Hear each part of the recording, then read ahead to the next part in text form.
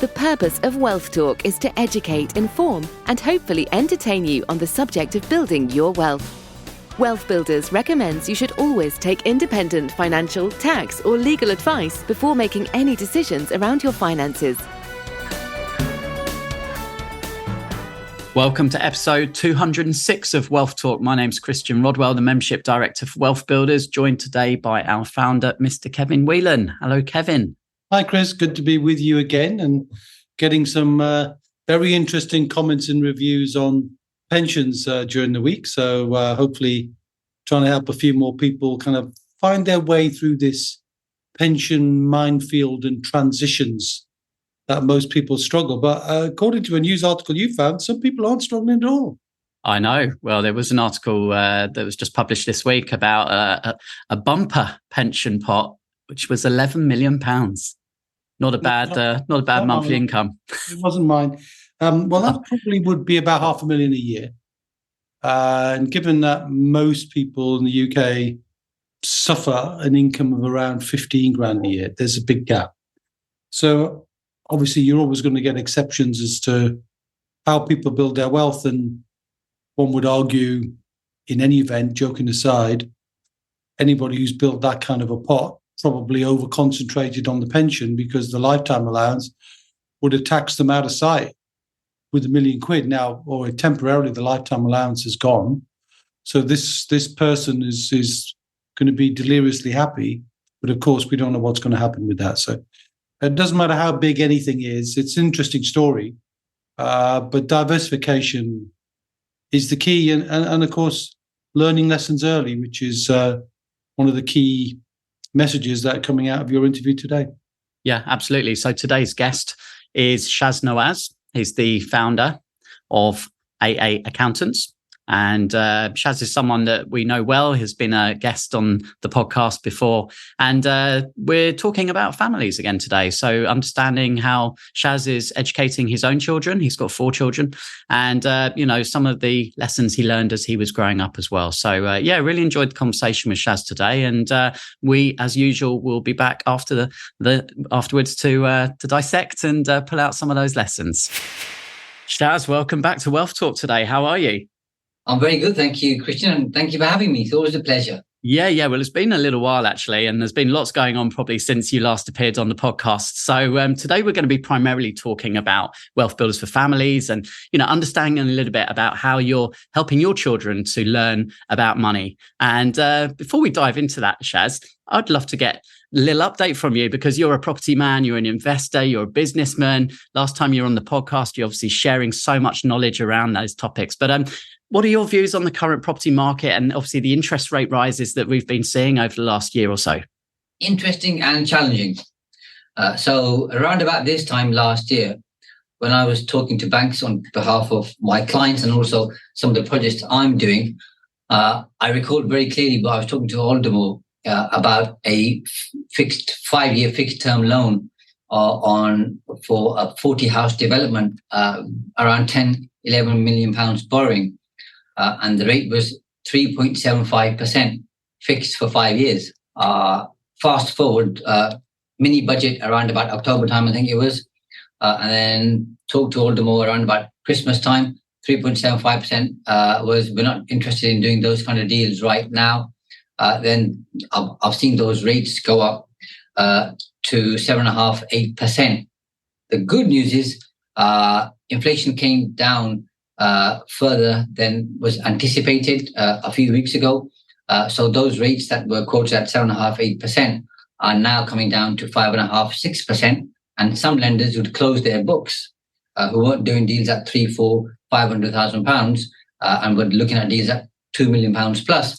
Have now, some of them have reopened their books and are saying we'll look at deals at £300,000 plus. So it's getting better, even though it might not feel like it compared to where we were 6 months ago, Christian, in terms of lenders now seem to have a slightly different appetite to what they had over the last 6 months. So interest rates are coming down slowly in terms of fixed rates, even though obviously the interest rate's gone up by 0.25 percentage points, and it was anticipated it would go up by half a percentage point, but it hasn't. So it's gone up by a quarter, which is good news. And I think this is the start of something better to come.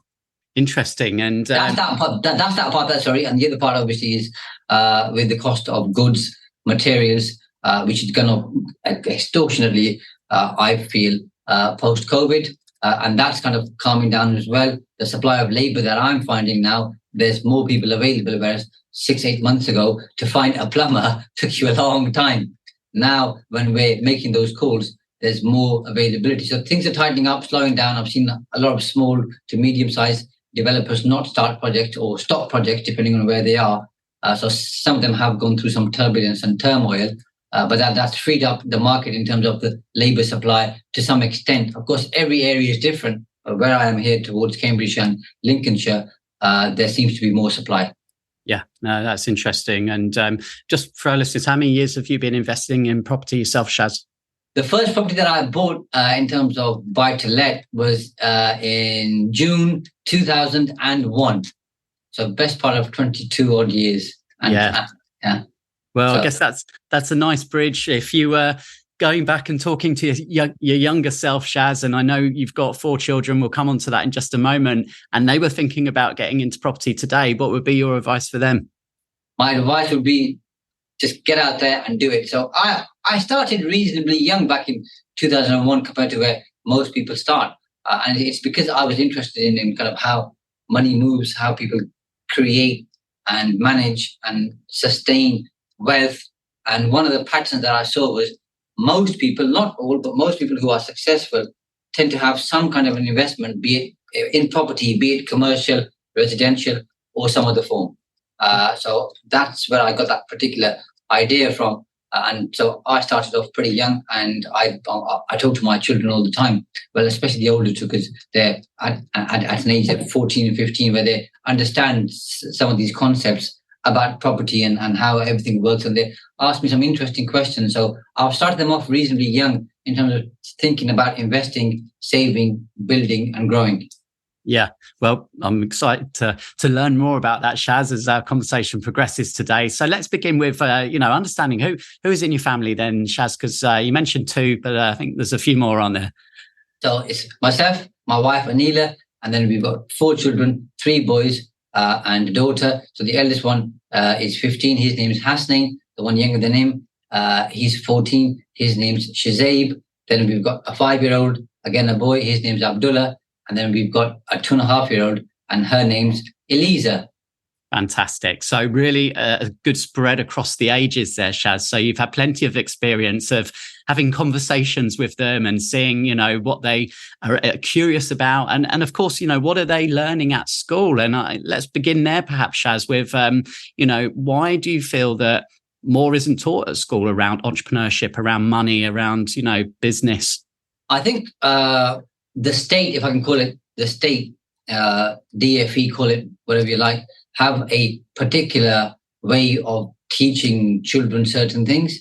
And there are some good reasons, Chris, why some of the things children learn at school, even though they don't use them going forward, okay, which are important academically and for their thought process, because people need to think about things before they make a particular choice. That's good. But I strongly believe schools don't actually prepare children for real life. So when I was at school a long time ago, we had one particular lesson on life skills. And in fairness, it wasn't brilliant, but it wasn't bad either. They taught you about what you would do when you leave formal education, be it secondary, further, higher, and what life is like in the outside world to some extent. And I found that somewhat useful, but there needs to be more of that in terms of helping people understand what life is like, them being comfortable with business, being comfortable with numbers, being comfortable with what they want to do. So as an example, we used to have something called a careers teacher. And I think once a month or once every 2 months, they'd come in and we sit in a classroom and they'd go around the room and asking people what they wanted to be. And from a very early age, let's go back to the age of 12 or 13, Chris, I would say I wanted to be a businessman. And the first response I got from my career teacher was, does your dad own a corner shop? What the corner shop's got to do with the business, I have no idea. But he obviously thought I wanted to run a corner shop because my parents probably run a corner shop, and that's what I see as a business. Now, what I wanted to see as a business is something very different, and it's very similar to what I'm doing today. So they don't even grasp that particular concept of what somebody's looking to do. But the typical answer in that particular room was, I want to be a GP, I want to be a dentist, I want to be a doctor, I want to be an accountant, I want to be a lawyer. And then they talk about whether you do English, maths, history, the sciences, so on and so forth. And I wouldn't say that scarred me, but that very quickly told me maybe people who I'm looking to and for advice don't fully grasp, understand what I'm looking to achieve. Yeah. So I think schools can do more. Sorry, Chris. Schools can do more. They don't do more. And I think it's a big letdown. Yeah. Yeah. So if the schools aren't teaching and equipping our children with the skills and knowledge around finance, then the question is, well, who is or where are they getting that from? So I guess it's a very different picture today in terms of social media and all of the inputs available out there that children are picking all of this up from, compared to, when we were younger, when we were back at school. So just sticking with your own experiences for a moment there, Shaz, if you weren't getting that support and encouragement and guidance from school, where were you getting that from? And were there any particular role models in your life in an early age that you look back on now that had an influence on you? So my parents were first generation immigrants to this country, Chris, back in the early 60s. So growing up for me, life was very difficult, okay? Because we only had one breadwinner in the family, which was my father. My mother looked after us and was a typical housewife, so to speak. And there's four of us in the family as children. It was pretty much hand to mouth, not just for me, but everybody in that particular area. And the things that I picked up very early was, and the language that I heard around me, not just from my parents, but neighbors, friends, family, or that type of stuff. Money's hard to come by. Money doesn't grow on trees. We're just working to pay the bills, so on and so forth. The people who have lots of money and usually end up doing something naughty, silly, fraudulent. That's why they accumulate lots of money, and life's hard work. So those were the early lessons that I picked up. But because I was keen and I could see around me that everybody pretty much has a 9-to-5 job, even though it might not be 9 to 5 depending on the hours they were working, and everybody that I'm looking at, seems to be struggling. So if I follow this particular path, I'm probably going to end up somewhere like them. I'm not saying that's a good or bad place, by the way, but I'm saying I'm going to end up like them. And I think there's something better. And what can that better thing be? So I went to something called a library, which might be news to some people out there, and started kind of looking at books and magazines and journals and talking to the librarian about what information can I gather. And from that, I then came across a concept where you can own your own business, have your own financial freedom, and pretty much to some extent be the master of your own destiny. So at a very early age, I decided what I really wanted to do was own my own business. What kind of business? I wasn't sure about, but I wanted to get into business. And I definitely knew it wasn't going to be a corner shop, by the way. So I then started learning, researching, looking at people who were actually in the world of business. Yeah. I've always taken a lot of inspiration. And I think inspiration kind of, for me, comes from two places. A, people personally who are doing really well. And B, people who are doing exceptionally well, who are kind of known to everybody. So for me, kind of two people who stood out at an early age who weren't known to me personally, or would probably never be known to me personally, but Alan Sugar kept coming up and Richard Branson kept coming up. So at a young age, both those were an inspiration to me in terms of what they've achieved, starting from pretty much ground zero. It's really interesting. And I know when we spoke before, lots and lots of inspirations. I think some of the people you mentioned, Warren Buffett and Kiyosaki, and, the learning never stops, right? And how do you think that those sort of early experiences for you then, Shaz, when you were having to kind of figure things out to a degree for yourself, how's that now influenced the way that you've helped your own children navigate that path?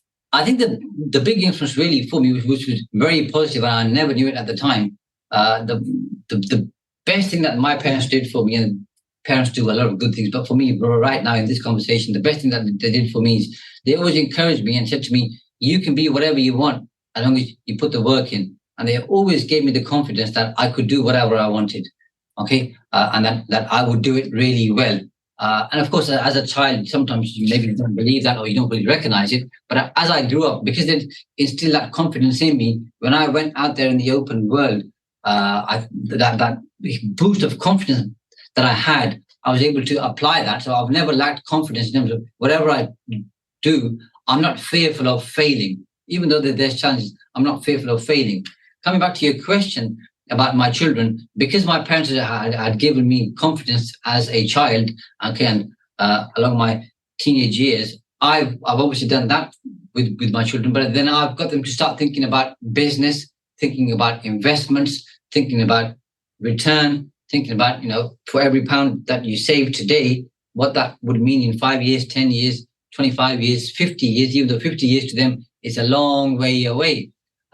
But the two older ones now think like that. So they've got their own accounts where they save money. I also match that for them. So they're not keeping our dad. Where's our fund up to? How much is it worth? How much is it going to be worth in 5 years' time now, in 10 years' time? What if we put another £20 in per week or per month? What does that do to you? So they're having those conversations around investing, which is really good for their mindset. And they've gone one step further now, by the way. They talk more about property investing, doing deals.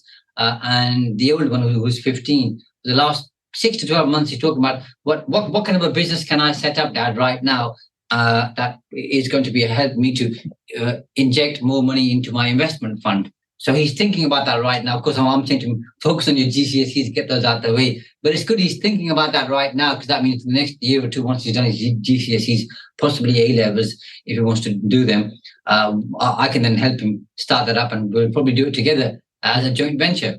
Yeah, that sounds great. And can you remember approximately what age did you start having these conversations with your children, Shaz? Well, the older two, I'd say we kind of softly started at the age of, I'd say probably 5 or 6, but it was very, very soft, because obviously at that age, children are thinking about lots of different things. So I'm keen not to confuse them. But when they were 7 or 8, we were having some of those conversations, which they could grasp and understand about, what I do in my day job, okay, and some of the things that I'm focusing on. And I brought in property investing. If they were light conversations, but enough to kind of get their mind ticking and asking questions. And once they were asking questions, they were absorbing more. So I started off pretty early with them, because I fully understand and grasp. I say fully understand. I appreciate how the formative early years, how important they are to a child's development. Yeah, and it's always interesting to kind of hear, where these conversations take place. Is it around a dinner table, or did you start taking them out, to experience the work you're doing, like actually viewing properties at an early age as well? So 2 or 3 things that I did around the dinner table, watching some documentaries on Netflix about business, entrepreneurship, property, that type of stuff, watching interviews with sports people who are high performers, so I can share with them what high performance means. So I think that was important. I think high performance is important for anybody, especially in the world of business, because you've got to think differently. And then when we were out and about, okay, whether we're going into a shop, into a restaurant, going shopping, going for a day out in that particular business, pointing things out to them and getting them to think about, okay, what that would mean and why people are doing, or certain businesses are doing things in certain ways. So conversations for me took place everywhere.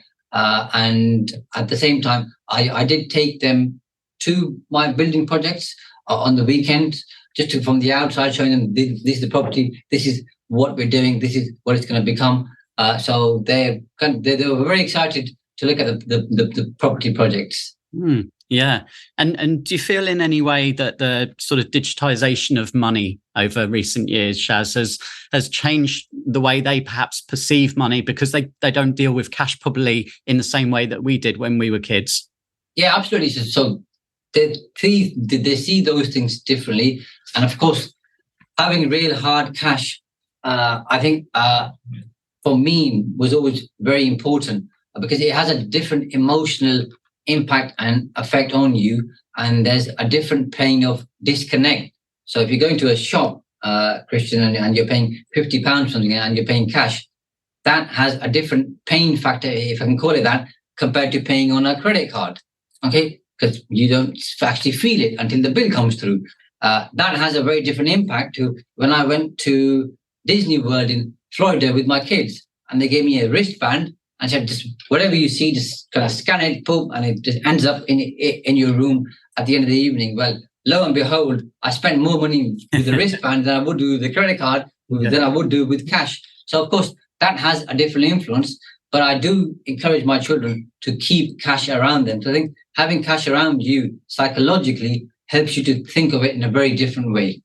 So you obviously talked about the conversations you've been having with certainly your older children there about business and property. Now they're starting to talk about. Do you think they're just having these conversations with you, Shaz, or are they having them with their friends, or Yes, they talk to their friends, and some of their friends' parents are in business or are in property, so they'll share with me kind of what they're doing and what they've shared with them. And every now and then, I will look at obviously what they're doing on social media. So more often than not, especially the elder two, when they're on YouTube, they kind of listen to videos from Warren Buffett, Steve Jobs, other investors, property investors. So some of the stuff that they are spending time on social media isn't a complete waste of time. It's actually they're looking for information or things that we've talked about previously or talking about currently. So they do share with their friends, and their friends do share with them, which I think is fantastic because, research shows with the average of the 5 people we most associate with. So if they're sharing stories and kind of building associations with people who have a growth mindset, I think that's going to serve them exceptionally well. And that's probably the single biggest difference you have between people who become ultra successful and those who don't, is the conversation that they have and the people that they hang around with. There's obviously a lot of, fantastic information available at the touch of a screen and a button now with social media. But on the flip side, there's a lot of misinformation. Do you have any fears or concerns that they might be influenced by some of that?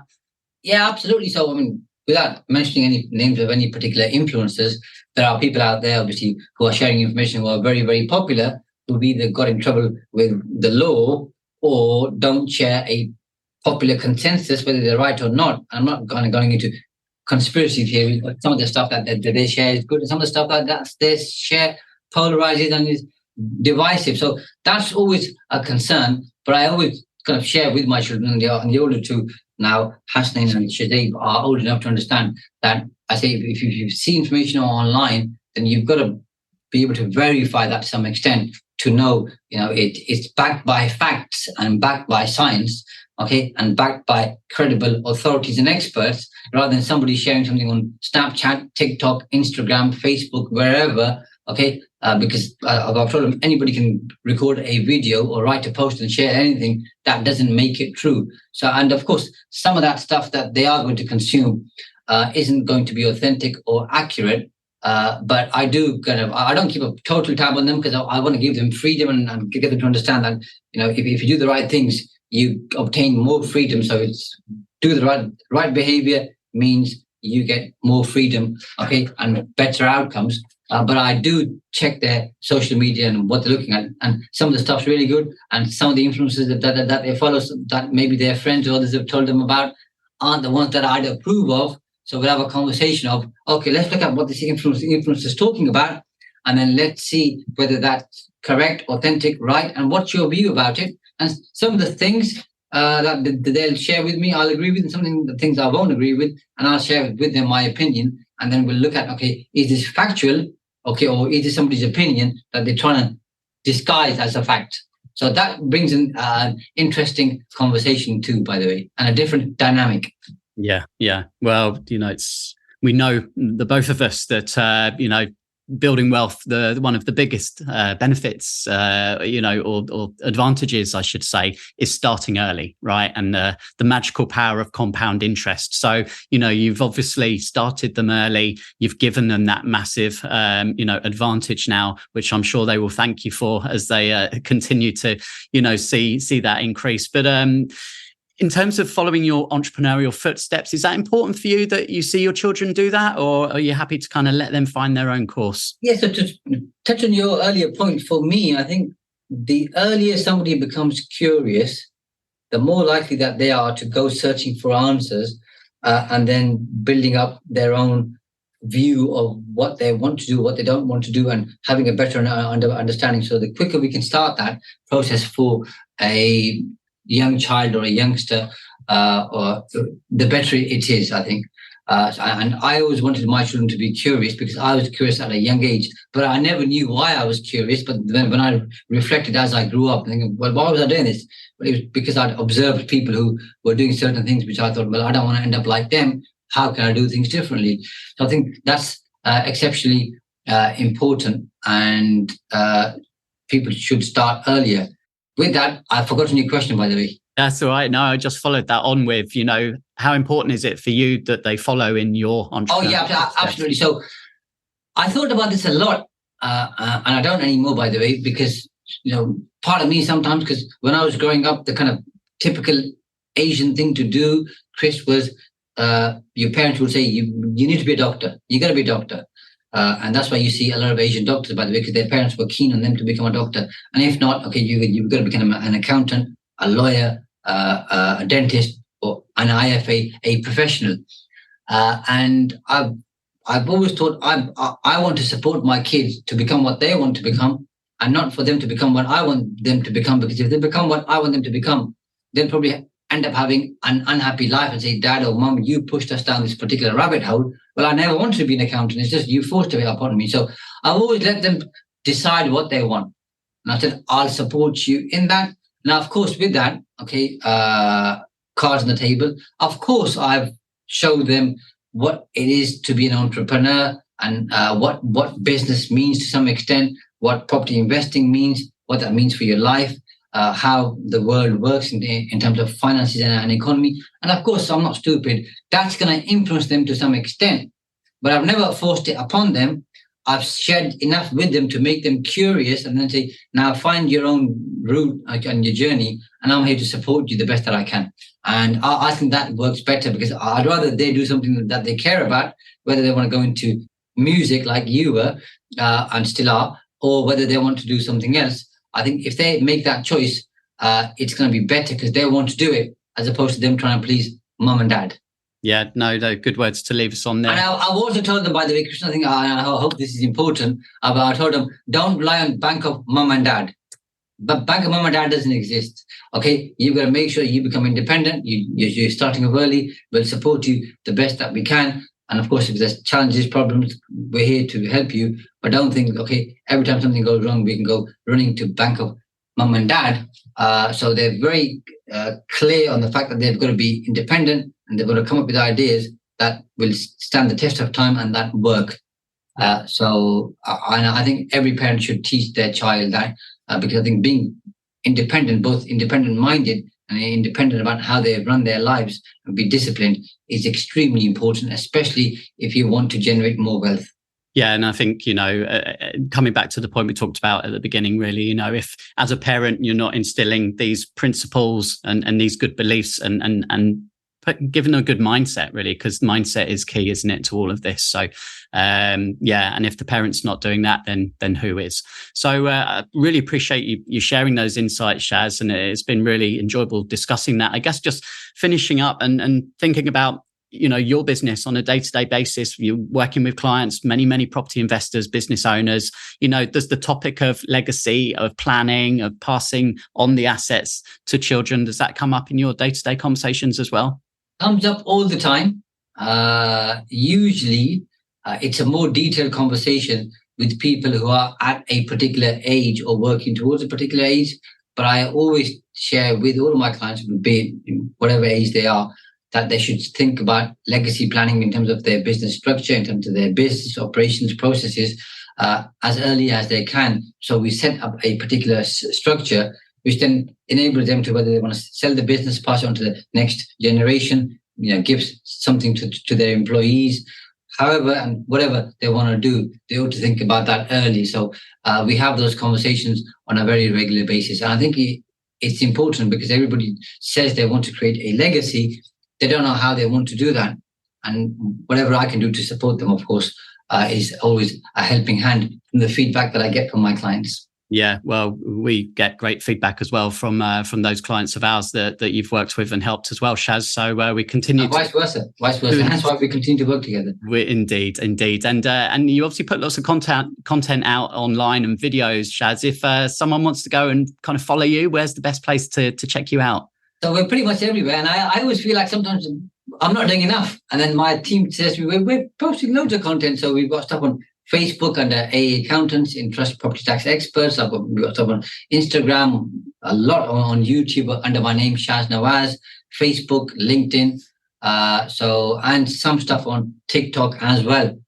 So any of those, they type in Trust Property Tax Experts to do with property, or type in my name, Shaz Nawaz.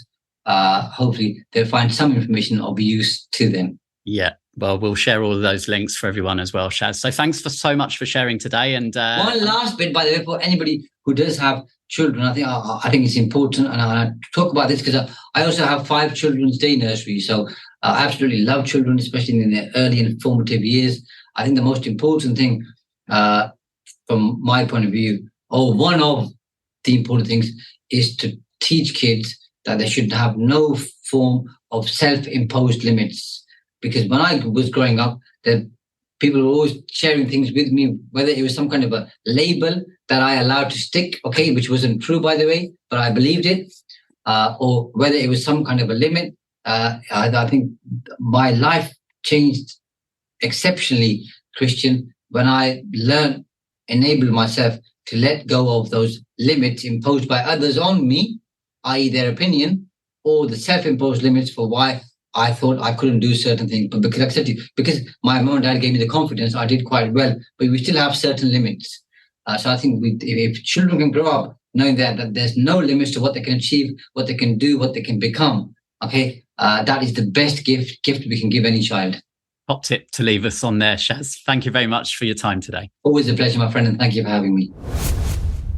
All right, then. So lots to unpack there. And before we do that, let's pull out one of our lovely reviews from Trustpilot this week. And this week, David has taken time to say, we have been with WealthBuilders for about a year now and found the whole experience really useful, motivating and instructive.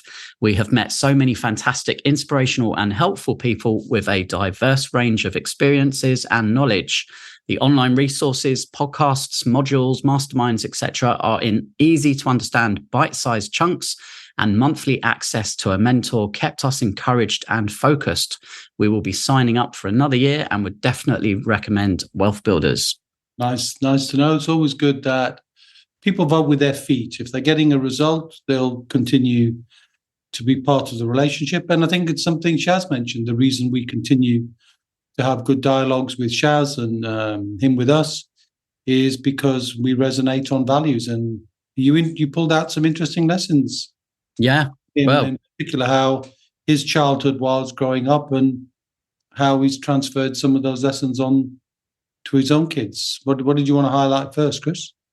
Yeah, well, I mean, Shaz stopped me at the end, didn't he? You know, he wanted to get that final point in, and that was an important one for him, which is, you know, don't let anyone hold you back, right? You know, give your children the freedom, I suppose, to express themselves and, you know, to really be curious. And I think that's a word that came up, right, is, no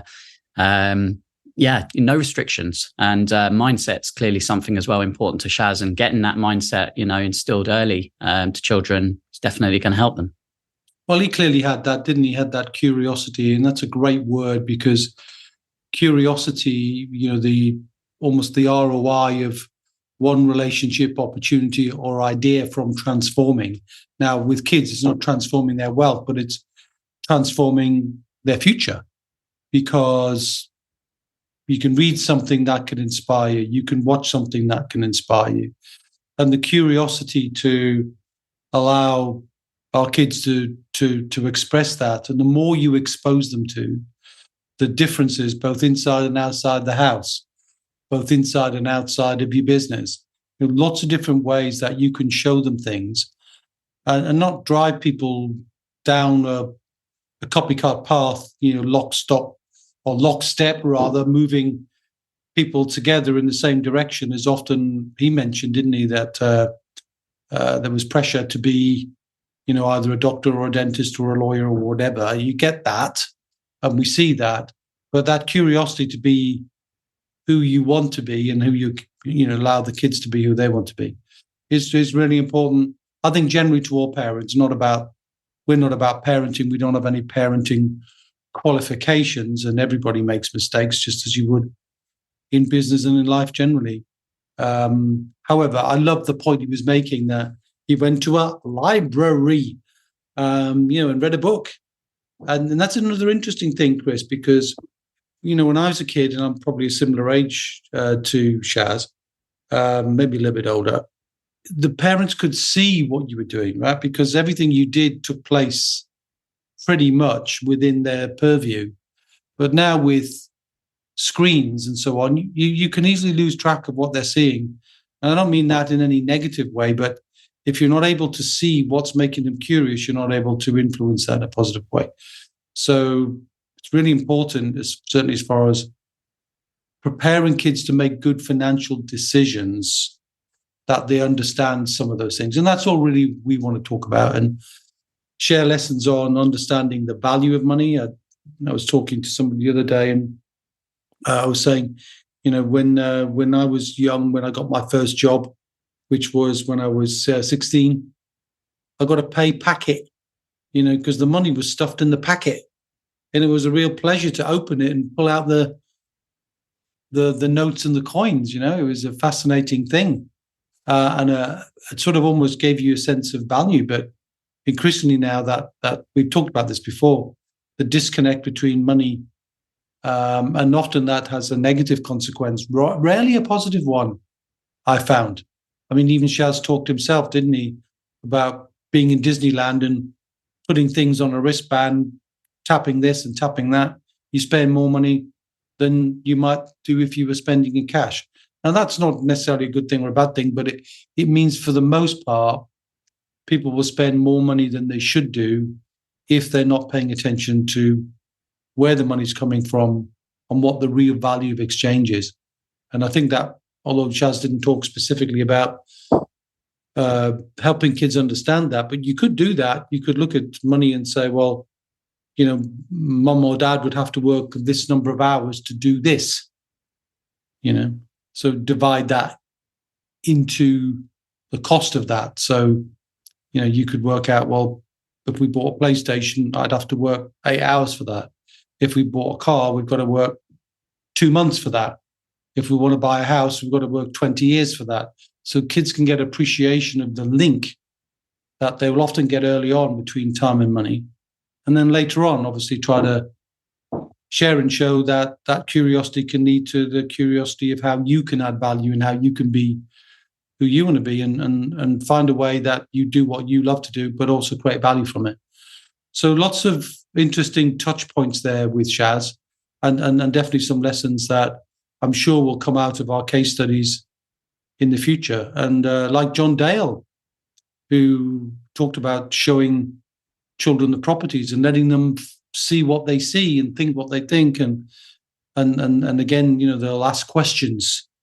And that's the best thing to do is to be involved in that showing, so that they can ask those questions, and wherever that takes them, that's where it takes them.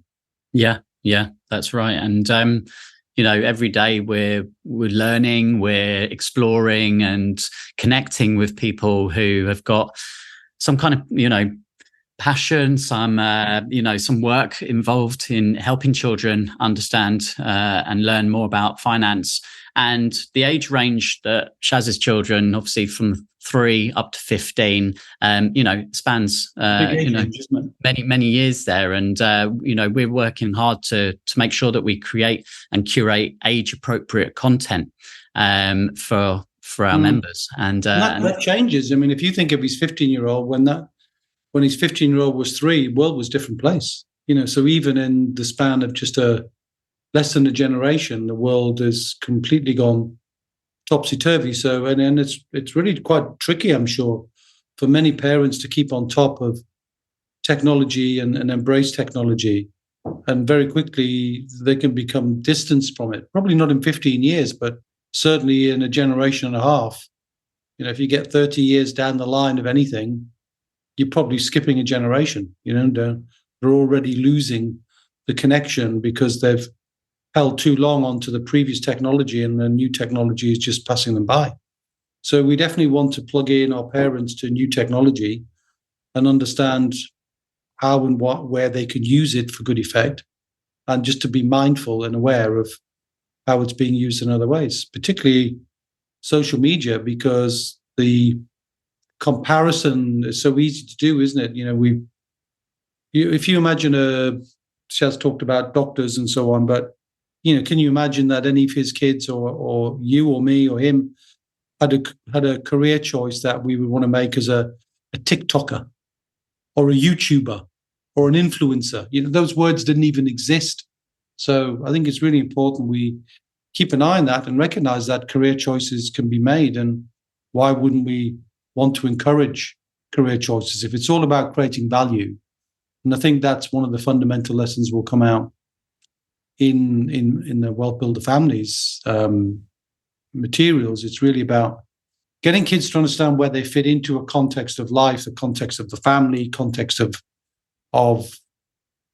their relationships with other things that live and breathe, like pets and plants, this idea of planting seeds, looking after things with older generation, and of course, with money. And we want to encourage that dialogue, but it's a difficult one to keep on top of permanently, isn't it? So fun and fascinating for us to create some principles and then find the most up-to-date content to share with our parents, so they're never feeling disconnected from life that could easily pass them by. Yeah. No, we had our Wealth Builders for Families Zoom beta call last week. We had over 100 people joining us just for a small kind of discussion more than anything around what's important to you, to help us really kind of brainstorm those ideas. And what's interesting is the diversity that we're finding. And Shaz talked about his upbringing, Asian background, parents coming over. We had Luke on the call last week talking about the African culture as well. And there's going to be nuances, and bringing all of these together is, I think, just going to be very helpful and beneficial for everybody. Well, and fascinating, because what I'm picking up, irrespective of culture, irrespective of any of those things, is parents fundamentally want the same things. Whatever language they speak, they always want to do the best by their kids and equip them with the necessary skills, education, and confidence to be able to be the best they can be and be financially responsible, which is where we come in. And so many of those skills, when you ask them, it's self-confidence, self-reliance, self-esteem. It's all in the self. And kids have got to adapt that themselves. It needs to come from within. It can't come from without. You can't impose these things. So it's going to be an interesting issue to see the distinctions that are made by our parents in reality and sharing what they're doing, for others to either be inspired by that or go, well, no, that's not for me. In the same way as Shaz talked about gurus and mentors, sometimes they'll say things that don't resonate with you, and that's absolutely fine. And sometimes they do resonate.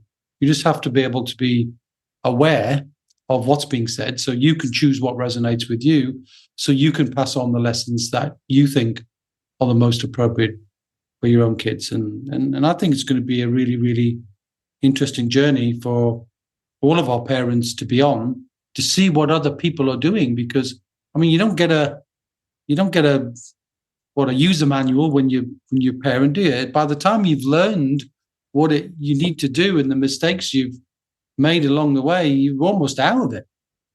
The kids are in their teens, and then they want to do things that teenagers want to do, and that's always going to be there. That's never going to change, irrespective of the financial aspect of that.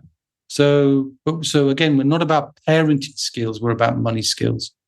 And we know that the time when they're most at risk, I think there's two times, right? One is the language they pick up in that, what Shaz referred to as the formative years. Cambridge University did a study that said, kids are programs, and where they absorb things, what they see, what they hear, they pick it all up. And as they're learning those things, you'll hear the different language, and he talked about people around him. We can't afford that. Money doesn't grow on trees. Money's too tight to mention. All of those things you hear, and money's the root of all evil, and rich people are evil people, instead of money's just a tool. And so the language is critical at the early age, because that's formative. That genuinely forms the imprint on how a child will move.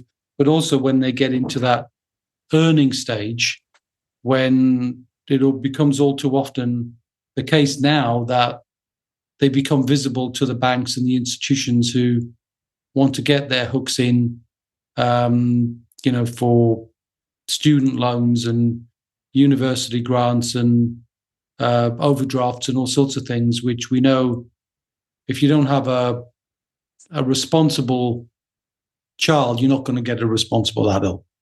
And all too often students get into such terrible, terrible debt because they don't understand the difference between good debt, bad debt, needs and wants. It's all just, and we all make mistakes there, some more than others. And so many of our parents have, come clean on how bad they were as students, but now they're better. But, we want to get those lessons built in the early teens, not when they're 17 and 18 and already it's too late. So thanks again for Shaz today for being our guest. And if you're listening now and it's the day of the release of this podcast, which is Wednesday, the 16th of August, then you've still got time to book your ticket to join Kevin and myself and the rest of the Wealth Builders team and our members tomorrow evening, because we're going to be in London. We've got a meetup coming up, and we're very much looking forward to that. And if you want to have a conversation about families or about building your own wealth, or just come and say hello and hang out with like-minded people, then we'll be kicking off at 6:00. And you can find all the details on the Wealth Builders website. Head to wealthbuilders.co.uk/events. And we'd love to see you. Yeah, looking forward to that. And it's going to be fascinating to see what people think. And I know we've got a teacher or two who'll have something to say about the school system, and probably a good idea to invite one or two of those along for a podcast, Chris, at some point, just to give a perspective on what they're hearing from the educational system about where the schools will be fitting into this. Because increasingly, it's just not there. It isn't there at primary school, isn't there at, what did Shaz call it? Primary, middle, higher, and above that. It's just not on any curriculum anywhere. So, but as you said, and there's a great point you make, if you're not teaching it as a parent, who is? And usually if somebody else is teaching it, they're self-serving, they're trying to do something that profits them rather than educating people to pay less, So we're very much in favor of keeping this educational thing going. And we're looking forward to meeting, I think probably around 70, 80 people, probably be around on that night, which is about as many as we can handle, to get around them over a course of a couple of drinks, Chris, probably, and looking forward to that enormously. And then hoping to get that out in the country much more in north, south, east, and west as we expand our reach and get to meet more and more parents. Yeah, and if we've stimulated some thoughts in your mind today and you've got something you'd like to say to us, then drop us an email. If you've got some resources, if you think you could contribute in some shape or form, we'd love to hear from you. So you can email us hello@wealthbuilders.co.uk. And that pretty much wraps up today's episode. So yeah, good one. I mean, if people give us case studies, Chris, we'll have less to do, right? We'll be up somewhere. Yep, exactly. You could be on a podcast coming soon. So thank you, as always, for listening today. And Kevin, we'll see each other again, same time, same place next week. But until Thursday, when I see you for a drink, my friend, see ya. We hope you enjoyed today's episode. Don't forget that we are constantly updating our resources inside the Wealth Builders membership site to help you create, build, and protect your wealth. Head over to wealthbuilders.co.uk/membership right now for free access. That's wealthbuilders.co.uk/membership.